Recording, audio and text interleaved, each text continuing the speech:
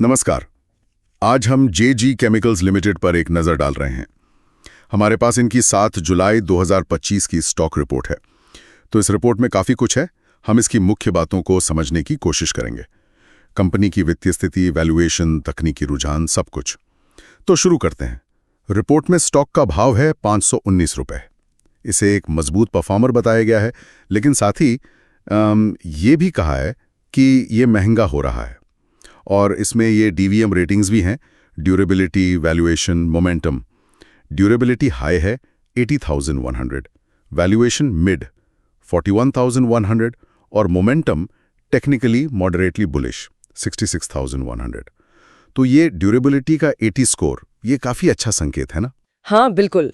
Durability 80,100 का मतलब है कि कंपनी की वित्तीय सेहत मजबूत है, प्रदर्शन काफी स्थिर रहा है और कर्ज भी कम है।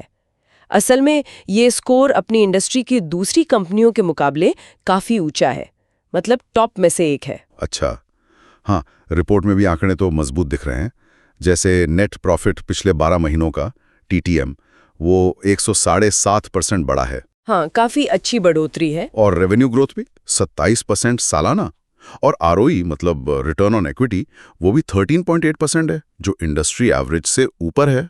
तो बुनियादी तौर पे तो सब ठीक लग रहा है। ज्यादातर तो हाँ, बुनियादी तौर पर मजबूत है। लेकिन एक ट्रेंड लाइन चेकलिस्ट होती है रिपोर्ट में, वो कुछ और बातें भी बताती है। अच्छा, जैसे प्रॉफिट ग्रोथ और ड्यूरेबिलिटी तो अच्छी है, पर पिछले 8 तिमाहियों में मतलब 2 साल में लगातार सेल्स नहीं बढ़ी है। वो वाला क्राइटेरिया पूरा नहीं हुआ। ओह ठीक है। और एक और बात, नेट कैश फ्लो वो भी पॉजिटिव नहीं है, बल्कि परिचालन से जो नकदी प्रवाह है, मतलब कैश फ्लो फ्रॉम ऑपरेशंस, वो पिछले साल मार्च 25 में नेगेटिव हो गया था। अरे, नेगेटिव कैश फ्लो, ये तो ड्यूरेबिलिटी के हाई स्कोर के साथ थोड़ा मतलब ध्यान देने वाली बात है। बिल्कुल, इसे नजरअंदाज नहीं कर सकते। अब वैल्यूएशन पर आते हैं। Score 41,100, mid range. इसका क्या मतलब समझें? महंगा है, सस्ता है या ठीक ठाक? मतलब ये बीच में है, न तो एकदम सस्ता कह सकते हैं, न ही बहुत महंगा। लेकिन रिपोर्ट में ये भी लिखा है कि ये महंगा हो रहा है। महंगा हो रहा है। हाँ, और इसका जो पीई रेशियो है, प्राइस टू अर्निंग्स, वो 31.8 है।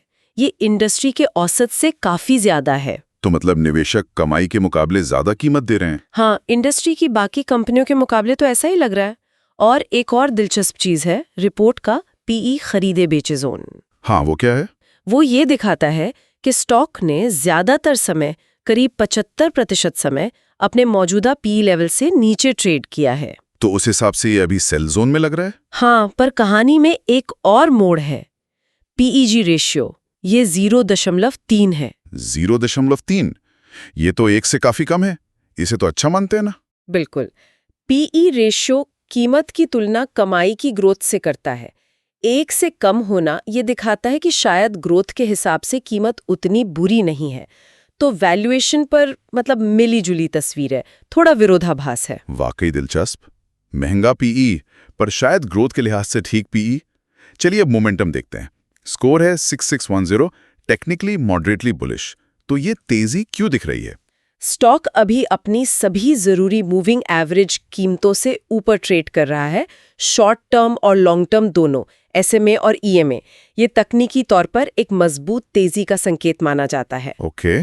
और एमएसीडी जैसा मोमेंटम इंडिकेटर भी बुलिश सिग्नल दे रहा है। लेकिन कुछ तो होगा इसमें भी। हाँ, लेकिन जो शॉर्ट टर्म इंडिकेटर्स हैं जैसे आरएसआई और एमएफआई, आरएसआई 84.1 पर है और एमएफआई 95.5 पर। ये दोनों स्ट्रांगली ओवरबॉट जोन में हैं। ओवरबॉट मतलब बहुत ज्यादा खरीदारी हो गई है कम समय में। बिल्कुल। इसका अक्सर मतलब होता है कि शायद जल्दी कीमत में थोड़ी गिरावट आ सकती है या फिर स्टॉक थोड़ा थम सकता है, जिसे कंसोलिडेशन कहते हैं। निशान और मोमेंटम बुलिश तो है, पर शायद कुछ ज्यादा ही खिंच गया है शॉर्ट टर्म में। ट्रेंड लाइन चेकलिस्ट का ओवरऑल स्कोर 69.6% पास था। कुछ और खास बात रिपोर्ट में? हाँ, एक नजर शेयर होल्डिंग पैटर्न पे भी डाल लेते हैं। प्रोमोटरों के पास करीब 71% हिस्सेदारी है, जो कि काफी स्थिर है। अच्छा। FIIs यानी विदेशी निवेशकों ने अपनी हिस्सेदारी थोड़ी बढ़ाई है, अब 6.1% है। जबकि DIIs घरेलू संस्थागत निवेशकों ने थोड़ी घटाई है, 3.7%। और प्रमोटर प्लेजिंग, शेयर गिरवी तो नहीं रखे? नहीं, कोई प्रमोटर प्लेजिंग की समस्या नहीं है। ये एक पॉजिटिव बात है। और पिछले 4 क्वार्टर्स में देखें तो इंस्टीट्यूशंस मतलब FII और DII मिलाकर अपनी हिस्सेदारी बढ़ा ही रहे हैं। तो ओनरशिप के लिहाज से सब ठीक लग रहा है, सारी जांच पास हुई है। और साथी कंपनियों से तुलना? हाँ, वो जांच भी पास हुई है। लंबी अवधि के रिटर्न और ग्रोथ के मामले में ये अपनी इंडस्ट्री की दूसरी कंपनियों से बेहतर रही है। ठीक है, तो अगर हम JJ केमिकल्स का सार निकालें, बुनियादी तौर पर कंपनी मजबूत है, हाई ड्यूरेबिलिटी स्कोर है, लेकिन वैल्यूएशन एक चिंता का विषय हो सकता है। मिड स्कोर है और PE के हिसाब से सेल जोन में। सही कहा। तकनीकी रूप से बुलिश मोमेंटम है, पर शॉर्ट टर्म में ओवरबॉट होने के संकेत हैं। ओनरशिप और पेयर कंपैरिजन ठीक लग रहे हैं। बिल्कुल, रिपोर्ट यही दिखाती है, एक फंडामेंटली मजबूत कंपनी जिसके स्टॉक की कीमत काफी बढ़ चुकी है। अब मुख्य सवाल यही है कि क्या मौजूदा कीमत इसकी मजबूती को पूरी तरह से दर्शाती है या शायद जरूरत से ज्यादा दर्शाती है? ये एक अहम सवाल है और यही हमारे श्रोताओं के लिए भी एक सोचने वाली बात छोड़ जाता है। जब ड्यूरेबिलिटी मजबूत हो पर वैल्यूएशन महंगा लगे और तकनीकी संकेत ओवरबॉट हों, तो कोई निवेशक अपनी निवेश अवधि और जोखिम सहने की क्षमता को देखते हुए इन अलग-अलग संकेतों का मूल्यांकन कैसे करे, इस पर जरूर गौर किया जा सकता है।